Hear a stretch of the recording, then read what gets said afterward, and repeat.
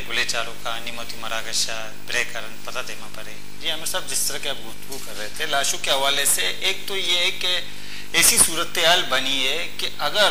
लोग जो हैं उम्मीद रखते हो कि हमारे बेटे हैं, हमारे वालिदैन हैं, वो गायब हैं, किसी दिन घर आएंगे, लेकिन अब जो लाशें मिल रही हैं या कि लोग गायब हो रहे हैं, तो इसका इंतहाई अफसोसनाक और मनफी नतीजा निकल रहा है। और जो अगर आप पैगाम देना चाहते हो उसका तो यही है कि कोई पैगाम नहीं जाएगा, बल्कि लोग ज़्यादा मायूसी का शिकार होंगे,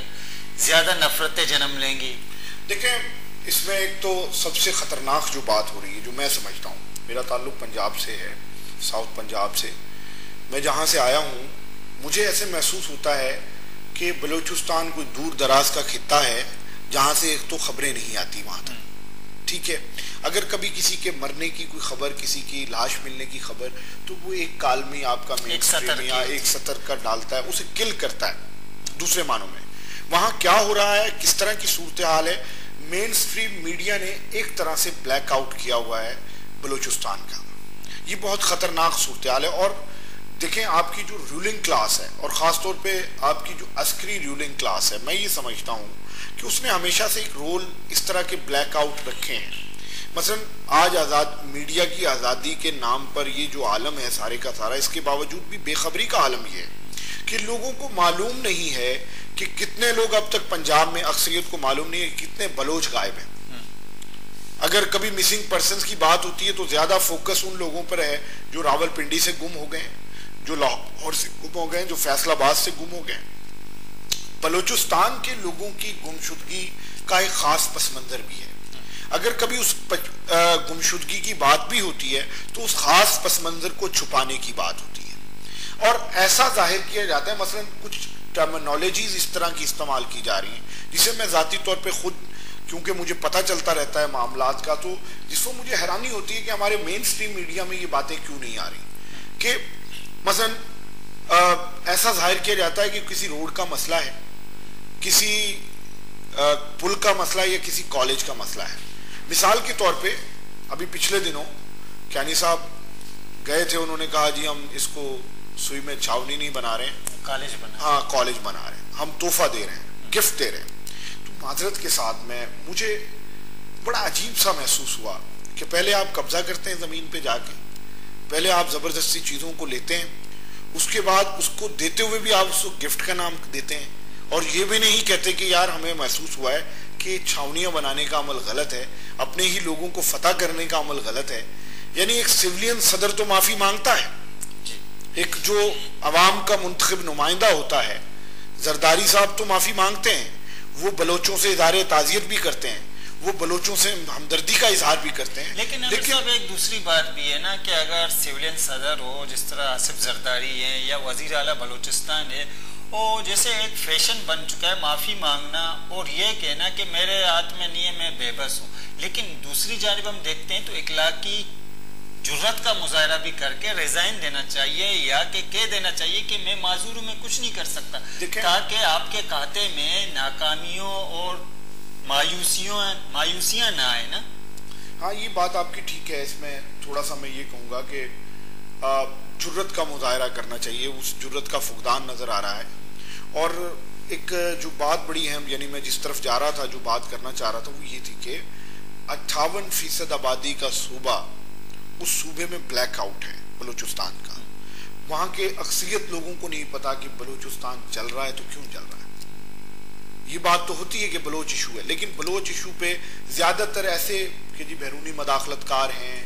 बैरूनी लोग आ रहे हैं, बैरूनी ताकतें इन्वॉल्व हैं, अमेरिका इन्वॉल्व है जी, भारत इन्वॉल्व है जी, ईरान इन्वॉल्व है, या कोई और दुबई इन्वॉल्व है, कोई इस तरह के नाम लिए जाते हैं और बड़ी सारी अफवाहें फैलाई जाती हैं और चीज़ें की जाती हैं। लेकिन जो असल इशू है, जो बून ऑफ कंटेंशन है, उसको नहीं देखा जा रहा कि वो मसला क्या है। क्या वो पुल का मसला है कि क्या वो मसला हल हो जाएगा? क्या आप कहेंगे जी हम एक कॉलेज गिफ्ट कर रहे हैं, क्या बलोच इशू इस तरह से हल हो जाएगा? नहीं होगा। मैं ये समझता हूँ कि जो बलोच कौम का असल मसला है, पंजाब की आवाम को के सामने वो आना चाहिए कि बलोच कौम ये समझती है कि मौजूदा डेवलपमेंट का जो तर्ज है वो उनको अक़लियत में बदलने जा रहा है। उनकी तरफ से इस खौफ का इजहार हो रहा है कि ये जो आप क्या समझते हैं कि मेन स्ट्रीम मीडिया है इसी तरह ब्लैकआउट कर रहा है, कवरेज नहीं दे रहा, मसाइल को हाईलाइट नहीं कर रहा, तो आप क्या समझते हैं कि ऐसी सूरत हाल में पंजाब के जो अवाम है वो आगा होंगे कि हकीकी सूरत हाल क्या है, क्या बीत? देखिए, मुझे तो इस हवाले से बड़ी मायूसी नजर आ रही है और मुझे सिनेरियो कुछ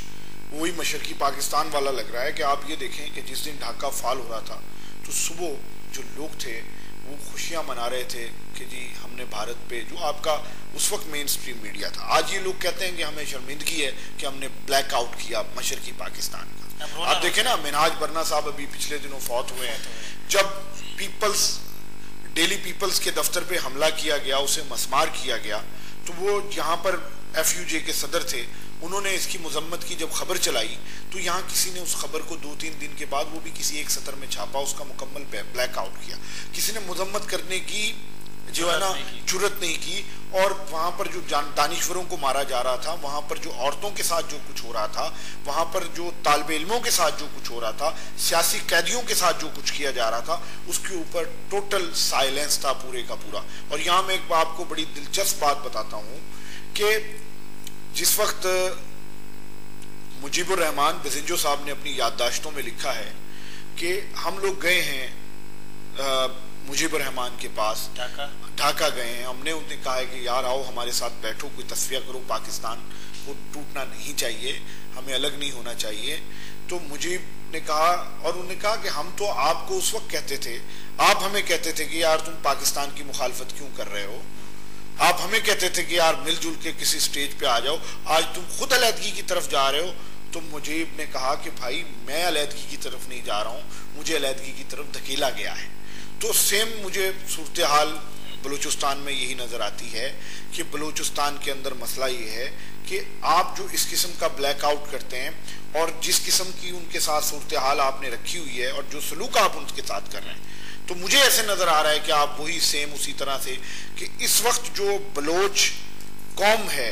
वो एक बेबसी की कैफियत में खड़ी हुई है कि तो उसको जबरदस्ती आप अपने से अलग करने की कोशिश कर रहे हैं। ऐसी सूरत हाल में, ऐसी सेम सूरत हाल में हम ये देखते हैं कि सियासी रास्ते महदूद हो जाते हैं, सियासी रास्ते बंद गलियों में पहुंच जाते हैं। ऐसी सूरत हाल नहीं है कि जहाँ बंद गलियां सामने देखिए, बंद गली है तो लोग पहाड़ों पे गए हैं, लोग रेजिस्टेंस कर रहे हैं, लोग लड़ रहे हैं, लोग देखें। और ये सारा का सारा जो मामलात हो रहे हैं, ये सारे बलूचिस्तान के अंदर इस वक्त जो कुछ हो रहा है, ये बंद गली में जाने की वजह से तो हो रहा है। और आप ये देखें कि इस वक्त अदम एतमाद का इतना बड़ा फुकदान है कि इस वक्त जो जिन्हें आप अलहदगी पसंद कहते हैं, जिन्हें आप मज़ामतकार कहते हैं,